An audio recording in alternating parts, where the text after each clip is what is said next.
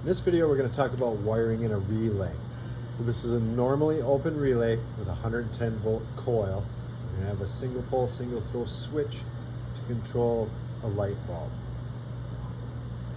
So we want our switch to control the coil because that's going to tell that light bulb when to turn off, when to turn on.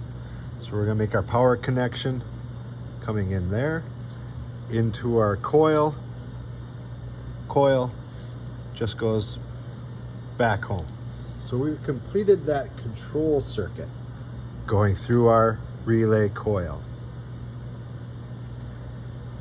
Now, since that's a 120 volt bulb, we want to take our line 1 power, go into our set of contacts, come out of that set of contacts.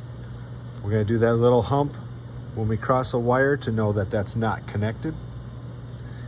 We're going to go into that side of the light bulb. We're going to come out of the light bulb and go back home. So we close this switch, closes this set of contacts, turns our light bulb on.